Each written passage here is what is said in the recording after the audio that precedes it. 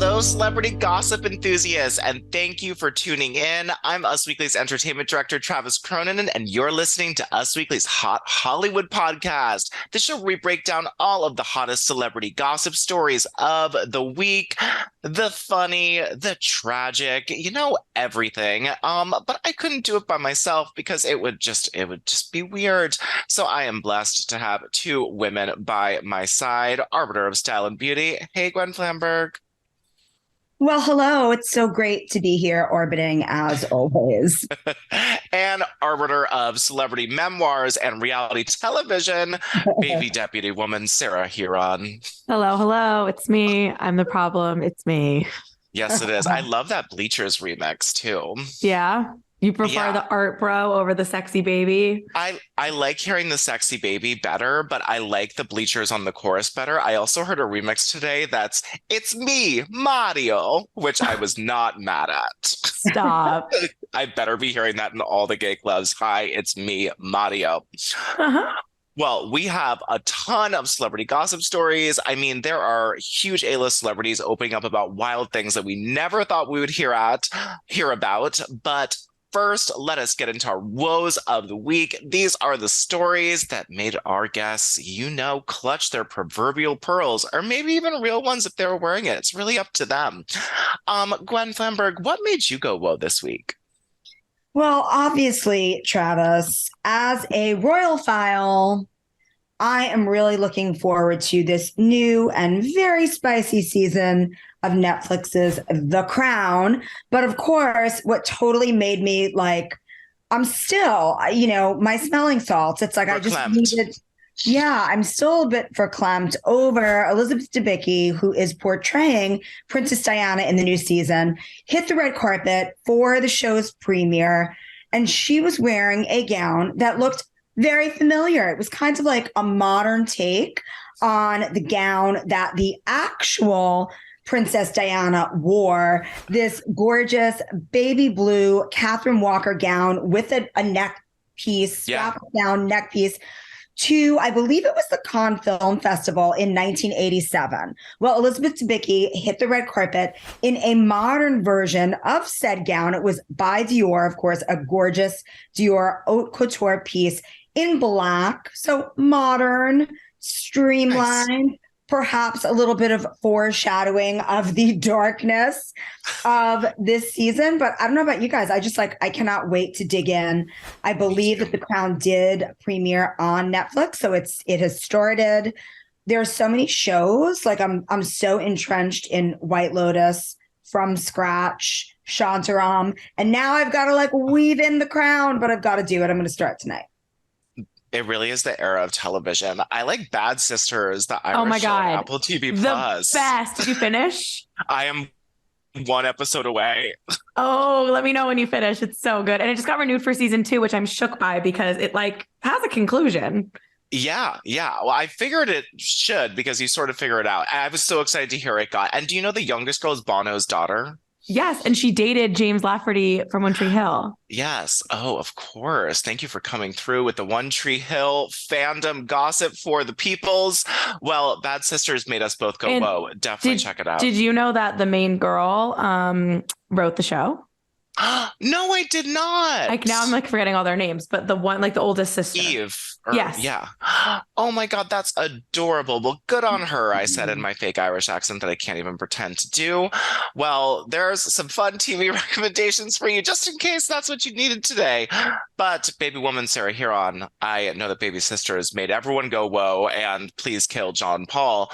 But what celebrity news story made you go whoa this week? Well, staying in the TV world, but in the reality world, the world that I know people probably trust my opinions more on, but you really should watch Bad Sisters.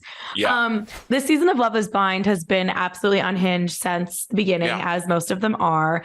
And the reunion aired this week, and spoiler alert, if you haven't watched it yet, there's a lot of takeaways and I won't give it all away, but a main one is everything happening with Cole and Zay. And, throughout the whole thing, you could just tell these two were not compatible. He's very goofy. She has a dry sense of humor. They pretty much hated each other. He reminds me of Barnett. Yes, and his last name is Barnett. Name is Barnett, yes. Crazy. He reminds me of Barnett too. So they just like it's giving, she's Jessica, older than him. The maturity levels are not quite the same. But so it was tumultuous throughout the whole time. But the reunion, she kind of was sharing more of what she experienced, and she accused him of body shaming her and kind of opened up about how those comments added up in her mind when, he said things like Colleen is a 10 out of 10 and you're a 9 out of 10, and kind of making references towards his ex-girlfriends, didn't have the name. Like, he basically was like implying that he's only dated white women before, white skinny women who look like Colleen. Yes. And Zay, obviously, she took it as whatever in the moment, and they add up, right? So then she kept making references to the cuties scene during the reunion, and everyone was like, all the other cast members making reference towards it too. And then it was like, what's the cuties scene? And Cole was like, air it if you have it, like kind of daring the producers almost. And the way Zay described it was more as like, she wanted to have 2 clementines and 2 is the serving. And he was like, we have dinner tonight, like save your appetite. And she was like, all I've eaten today is a banana. And they aired it, and that is what happened. But it's a little more like he's kind of saying, you should eat. Yeah, he was like, I offered you a poke bowl, like you didn't want it. And she's like, well, we had that last night. And so there's kind of caused this huge debate on the internet, because the way she described it was like definitely super body shaming. His tone was not at all like any sort of like fun, light stuff. So some people are saying that she was being dramatic, and other people are saying, well, that's not fair, because how are we supposed to project how she feels? And I'm kind of from the perspective of like, if it's all those things she said, like, I'm sure it added up. It's a million different things. And, there probably was a lot of pressure for, like I said, he went into it, implying that he was typically with white skinny women, and she had to, and she's gorgeous. And there's so many weird layers to this show. So it's a huge debate on the internet of whether that scene kind of vindicates her or actually vindicates him. But she posted this whole long thing about it. And in part, she said, an apology for the internet. I'm sorry you weren't in that relationship. I'm sorry you didn't feel the way I felt. I'm sorry we didn't have the same triggers. I'm sorry me standing up for myself offended you so greatly. I'm sorry you didn't see all the reasons I said what I said. I'm sorry you didn't live with me. I'm sorry you don't know me. I'm sorry your insecurities are different than my own. I'm sorry your online hate is so much more about you than it is about me. I'm not a paid actress. I'm sorry I'm your villain. I'm sorry I'm your bad guy. I promise you I'm not. One thing about me is I choose my words carefully, and I stand by everything I said. So it's just it's turning into a little bit of deep D shake, where the whole aftermath of the show is dark. But, I think these two were just the opposite of compatible. Well, it's better than asking the women if you can, could you fit on my shoulders at a music festival? But I definitely got the feeling that Cole was telling her that he doesn't like her body nor her race. And it's sort of something that he overcame. And no one likes to hear they're a 9 out of 10 when you're saying that someone across the room is a 10 out of 10. Just keep that to yourself. No, absolutely not. And it's frustrating, because when I watched it, I was like, I don't know. I definitely thought the scene wasn't quite as she described it, but I think you have to think about the ads of like, if this has been 6 weeks or however many weeks of her life where she feels like she's getting these slight digs and these comments that this is experiment that's supposed to be about your personality and not even about this. And it's just, it is supposed to be about that. It's supposed to be about falling in love with someone and then seeing their physical form and being like, you're a 9 out of 10. Can I still love you?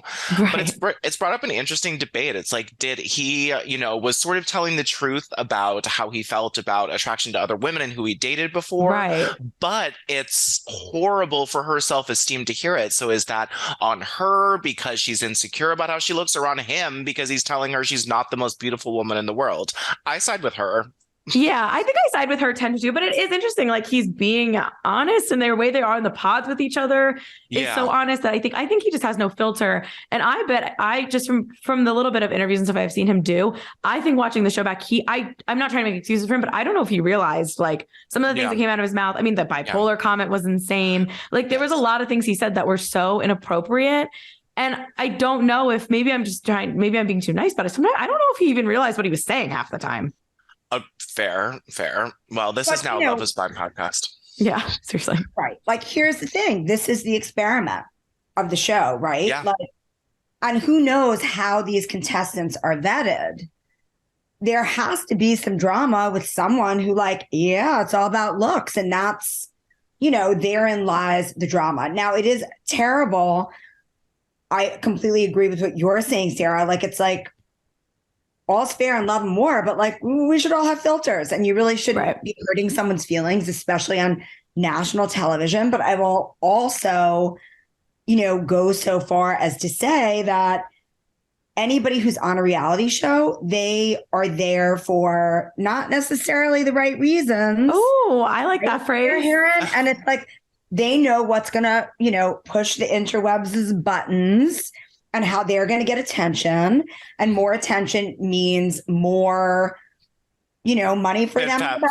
Money. Who knows how anybody really feels, and who knows, like, if he has a filter or not, or if he's just trying to be provocative. Regardless, it's listen, we are living in the year 2022 of our Lord, and body shaming, it's like none of this is okay. It's not. Just say she's a 10 out of 10 and don't talk about the ballerina across the room, Cole. Let's just keep it there. Well, my woe of the week is not even really a woe. It's a Jason Momoa, because that's who it's about. Thank you. Yes, it's about Jason Momoa. So Jason Momoa, obviously God among men, revealed that he adopted a wild pig after meeting the pig on the set of his new Netflix movie, Slumberland. He told fans he narrowed down the possible names to two options, Lau Lau and, I'm going to ask Gwen for this, Mana Pawa. They're both popular Hawaiian dishes that contain pork. Moana Poa, thank you. They're both pork Hawaiian dishes, which I get when people name pigs after pork, but I don't know, it's sort of just, it feels weird.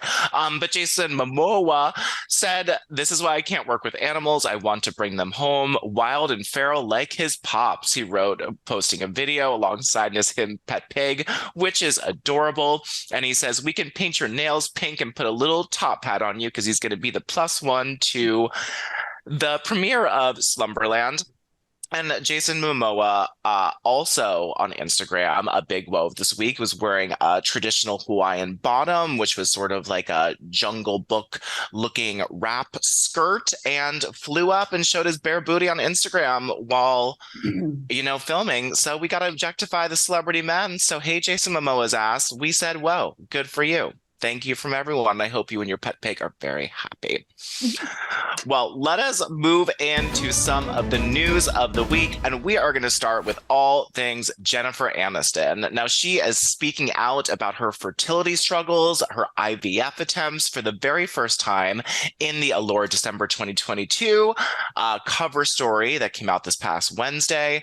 Jennifer Aniston said that she had, quote, experienced hard shit while trying to conceive. She says, "If I wasn't going through that, I would have never become who I was meant to be. That's why I have such gratitude for those shitty things." She said that she was, quote, trying to get pregnant several years ago. She said the media speculation was hard because she was on IVF. Someone said to me, "Freeze your eggs and do a favor." She also opened up about her divorce from seemingly Brad Pitt. That was very hard on her.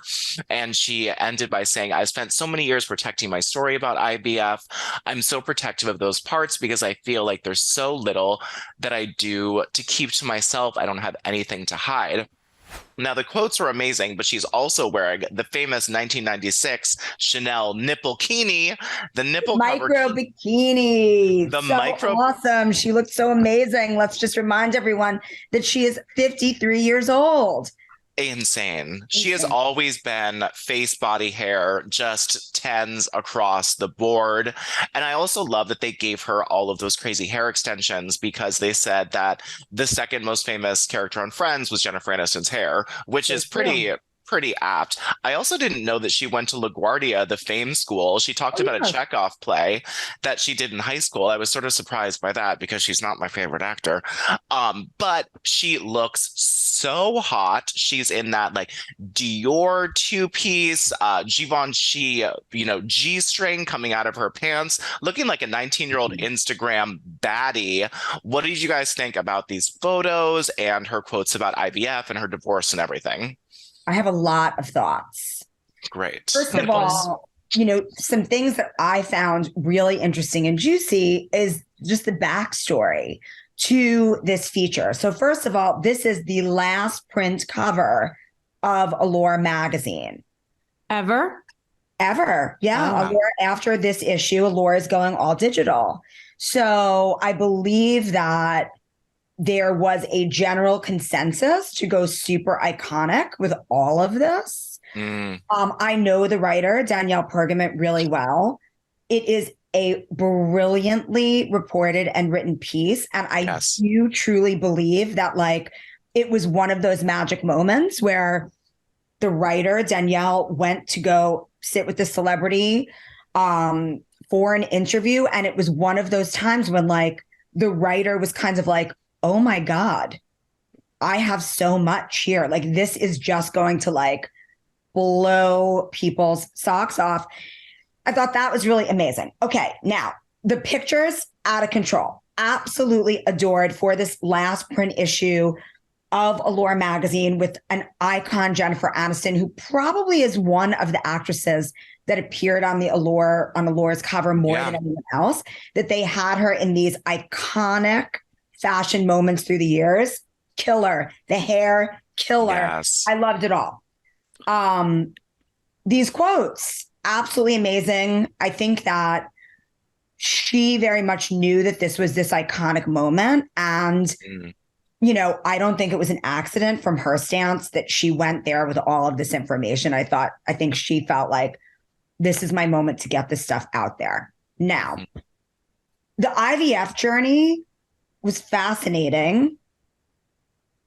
I am just a little wary because while she was going through this, the Hollywood and celebrity news reporting vehicle was such that I am having a really hard time believing that she went through several rounds of IVF without that ever leaking.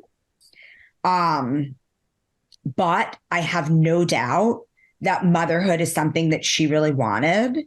I really like that she was just so blatantly honest about, you know, something that I don't think is a surprise, that, you know, magazines, media brands, much like our own, that like to kind of imagine what's going on in people's lives and then ascribing it for readers to then put their opinions on top of it. It's really interesting that she just shared her really blatantly, painfully honest opinion of what this felt like for her. And, like, just wow. You know, we all know what it's like when, you know, everybody is kind of creating the narrative around your truth. And she was really brave in this piece. I just was totally blown away. I agree with all of that. I think it was really interesting to finally hear her talk about a lot of these things that people have been saying for her or on her behalf or speculating about for so long. I also thought it was interesting. We pretty much knew she only joined, like, social media because she had to, but it was kind of candid for her to be like, I hate this. Why are we doing this? There's no real movie stars anymore. Like, kind of just being super candid. And I think the pictures were giving, like, that season of Friends where her hair was so long. Yep. Yeah. And that was nostalgic. And I almost just wish there's still so much left unsaid, like, because there was, like, the little nugget of, like, oh, Brad, you know, he didn't leave me because I wasn't having a kid with him, like, whatever. But, like, what does she really think of Angelina now? Like, there's still more I need, but maybe one of these days. She said she will promise to write a book one day. So I'm counting down the days. It would be so interesting to know her thoughts and feelings on the incredibly acrimonious divorce between Brad and Angelina. Would be really, really interesting to be a fly on that wall.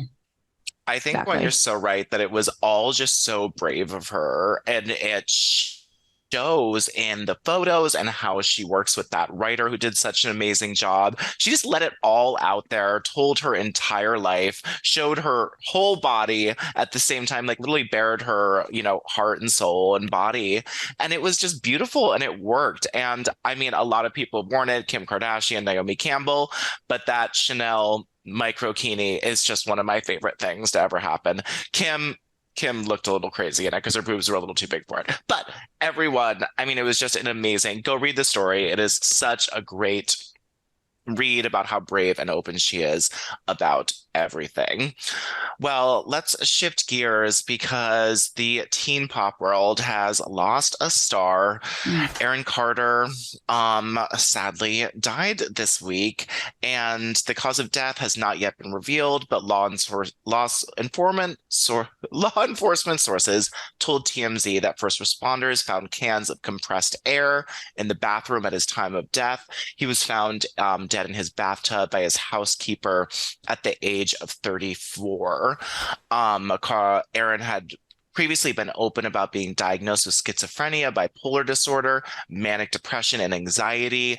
He was doing a lot of TikTok lives and Instagram lives that were troubling and showed him huffing a lot of computer duster and a lot of those other really horrible over-the-counter 60-second high ruin your brain. And it's really, really, really sad. I was really rooting for Aaron to get better before this went so bad. But I watched a couple of his lives over the past couple of weeks, and the blatant huffing of the computer duster was very troubling, and it's just really sad. Super sad. Super sad. And, just days before, it was all over Twitter. Everyone was like, oh, it's been 21 years since that Aaron Carter, Lizzie McGuire episode aired. Anyone knows me, they know Lizzie McGuire is half of my personality. Yeah. And I was like, 70%. 70, you think 70? Okay. So loved that show. And that episode was iconic. Merry Christmas, Lizzie McGuire and Hilary Duff. I kind of was surprised she released a statement. Obviously, they dated when they were like 13 and they are linked to each other in pop culture world, but that doesn't always necessarily mean there's going to be like a public reaction, especially because in the years that he's been struggling, he's kind of made some public pleas for her and has had some weird, dark roads. And she's always taken it, I think, in the high road way that she can, because it's awkward. And, she knew he was struggling. But I thought her statement was very sweet. She wrote, "For Aaron, I'm deeply sorry that life was so hard for you and that you had to struggle in front of the world. You had a charm that was absolutely effervescent. Boy, did my teenage self love you deeply. Sending love to your family at this time. Rest easy." Sweet. It's an adorable statement. Hilary Duff is just the child star that made it out the best, just with the best heart, compassionate, head on her shoulders. And it was really comforting for me to read that when Aaron passed about Hilary Duff, because all of our teenage selves loved him so much. And if you follow celebrity gossip like we do, we knew what Aaron Carter was struggling with. We didn't know what he was struggling with, but we could very much see, and he talked about his diagnosis. So, if you see a friend in need, give him some help on Instagram Live with all of this. It was very, very, very sad. Well, let's talk about some happy news. Rebel Wilson has welcomed a new baby, a surprise baby.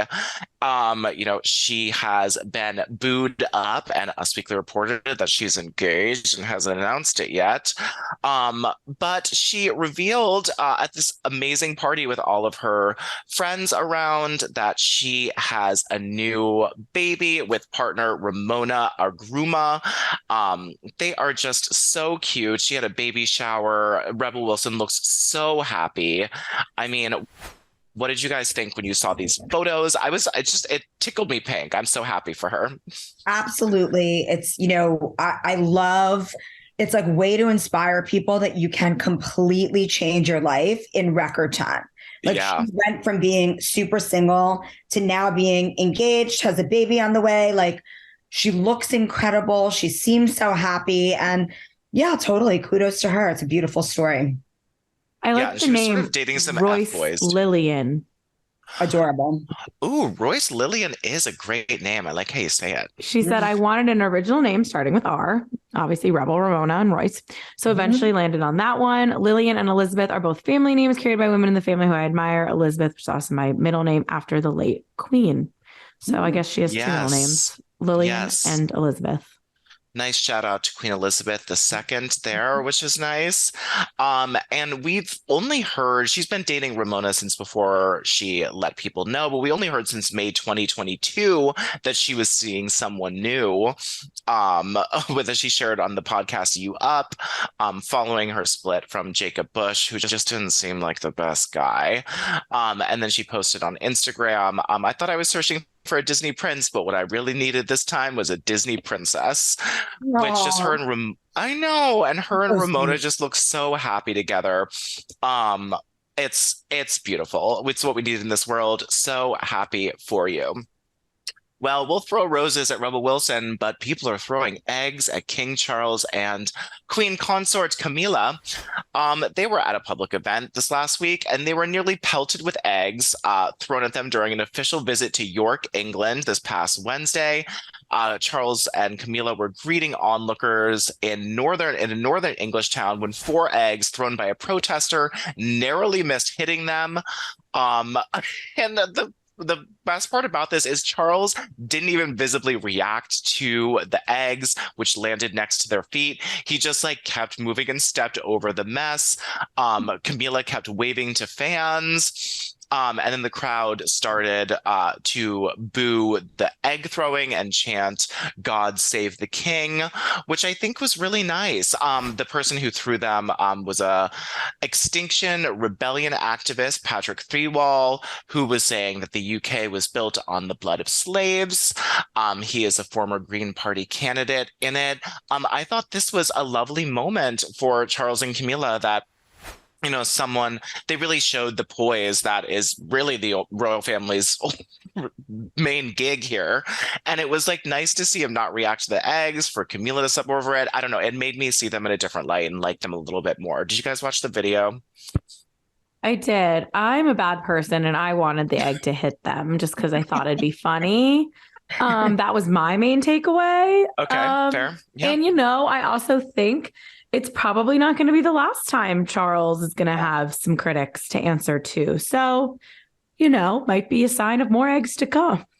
I agree. I think that Charles is just so used to people like not really having the warmest feelings for him. Yeah. Since he was like 20. Kudos to him, man. Like, good luck. Good luck. Not going to be an easy task. This being king. Bring an umbrella with you. Well, let us move on to our last story. This is about Drake, Drizzy if you're nasty, and Jimmy if you're a Degrassi fan. Condé Nast, who owns Vogue, Vogue is suing 21 Savage and Drake for $4 million after 21 Savage and Drake created a faux issue of Vogue with themselves on the cover to promote their new album, Her Loss. They did this they did a fake Howard Stern show. They did a fake NPR little desk concert in the Fame and the Vogue cover, but Vogue is suing them. They are not into it and they want $4 million. They sent a cease and desist on October 31st. Happy Halloween. That said, unauthorized use of the Vogue's trademark by removing the Instagram post. They just told them to take it down and they did not. So now they are getting sued. But this isn't even the Drake news I want to talk about, because if you've listened to his new album, he really comes for Megan Thee Stallion, which was really, really messed up. On the next album, on his album that just came out, he said, quote, "This bee is still lying about getting shots, but she's still a stallion." This was, of course, in regards to her. He's saying that she's lying about being shot by Troy Lanez, who shouted at her dance while shooting at her feet and shot her through the foot. And now he's saying that she lied. This has gone to court. It's been proved. And he's really coming for Megan Thee Stallion. And it was just like, I don't know why you're coming for Megan Thee Stallion. First of all, everyone loves her. And she was shot. It's just really messed up. Megan responded. She says, "I know I'm very popular, but y'all have to stop attacking weak-ass conspiracy theories and bars to my name. Address me with facts or receipts." She says he's coming at her for clout. And Megan Thee Stallion's attorney said, despite the indisputable evidence that Megan was a victim of gun violence, the ignorant continue to support her attacker. Now, I know that Drake and Troy are friends, but I mean, he shot her in the foot, and now Drake is coming for her, saying that she's lying. It's messy, and I don't like Drake as much as I did before. Yeah, this feels like unnecessary roughness, to use a sports reference. Oh, good for Nice, you. nice. Foul. Foul on the play, Drake. And also, I just was reading about this because I was unfamiliar with this situation. And Kim is now under fire, Kim Kardashian, because she used the song on Instagram, on an Instagram story. So should have picked a different Drake song, Kimmy, because people are always going to find a reason to hate you. And a lot of people are just calling Drake a misogynist on the internet. So like, not great, Jimmy Brooks, get it together. I don't want to not be able to like you. Yep. The whole album, it sounds super sexist. It's called Her Loss. Everything he's doing is really showing misogyny and just like a general hate for women. And I think coming from Megan Thee Stallion, who, recent college graduate, really strong woman in charge of her own image and didn't want to sleep with you, really is causing him to lash out about all of this. And it's not a good look, bro. And he came for Serena Williams' husband. Yes, he called him a groupie when all Alexis does. I've met Alexis, I've seen them together. I know you have too, Gwen, and he's just such a lovely guy. He supports his wife and stands behind her because she's one of the greatest athletes of all time, like a true GOAT. And he calls him a groupie just for being supportive of his wife. In a Twitter thread about his new investments and business success, he said, being a groupie isn't such a bad thing. Quote, the reason I stay winning is because I'm relentless about being the absolute best at whatever I do, including being the best groupie for my wife and daughter. Cute. Yeah. And he's like made of money. Like what groupie comes with their own Bentley? He invented Reddit and sold it. Groupies traditionally aren't billionaires. It's just rooted in all types of sexism and is gross.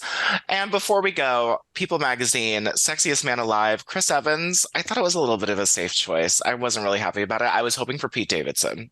Oh my God, that would have broken the internet. Yeah. I was thinking it was going to be like Miles Teller or somebody that's mine. Kind of relevant for this year. I agree. Like, obviously, Chris Evans is a very good looking man. Like, but what did he do this year besides get a mustache? Like, I feel like he doesn't, I don't know. It doesn't really feel relevant to me either. I agree.